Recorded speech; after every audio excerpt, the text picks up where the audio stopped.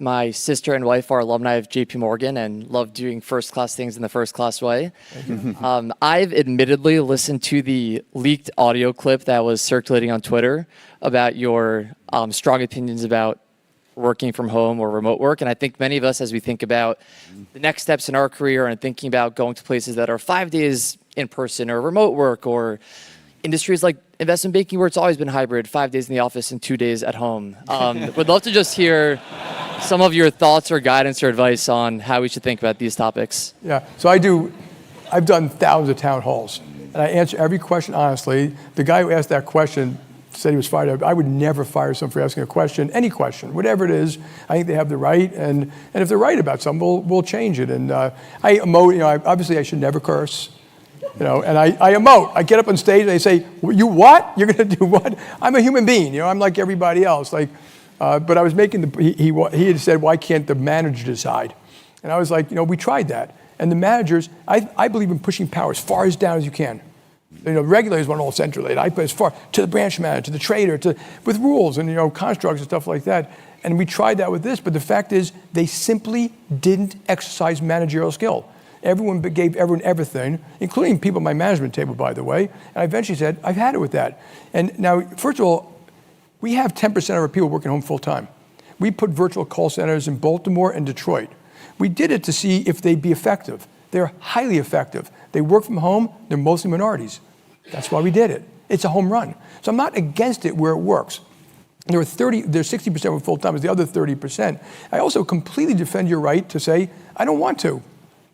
But I don't defend your right to tell me what JPMorgan's going to do.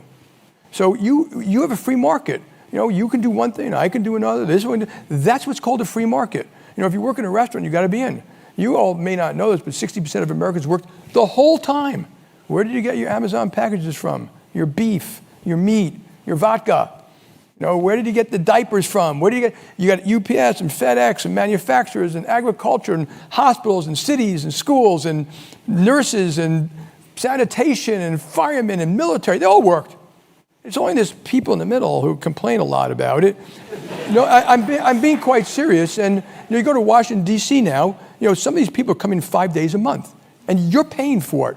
So, but the other thing, here's why it doesn't work in our business. So it may very well work in certain things. The amount of, for the younger people being left behind, I've known this for a while. We can prove a little bit of it, and that is cumulative.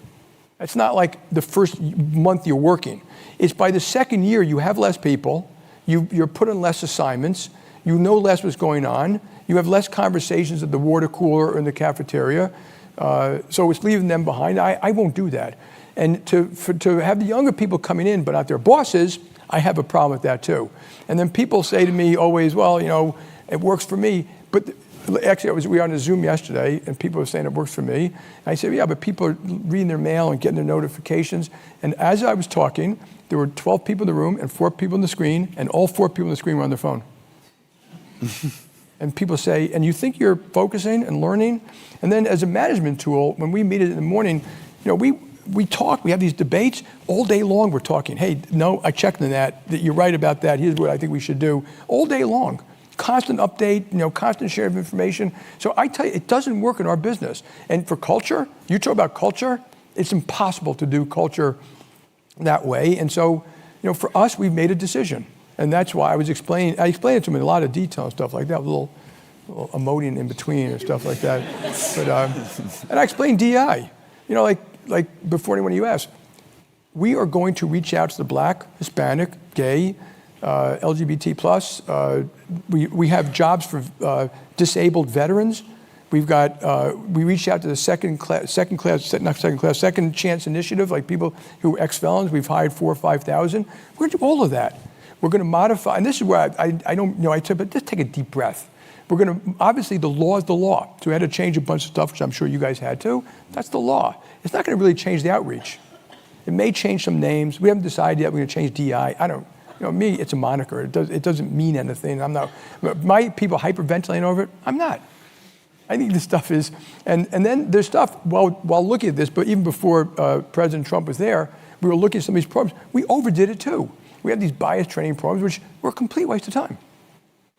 I mean, literally, let's call it what it is. It has nothing to do with reaching out to the black community. It was a waste of time. Then we had departments imposing, sending you compliance things, and then we had too many small efforts we were making. So we're consolidating that, but our effort to reach out is the same. It's 95% commercial.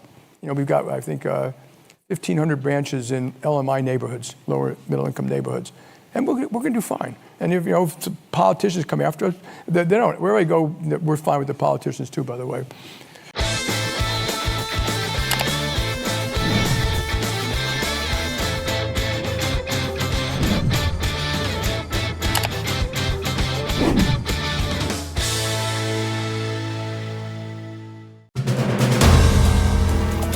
If you like the video, do like, comment, share and subscribe.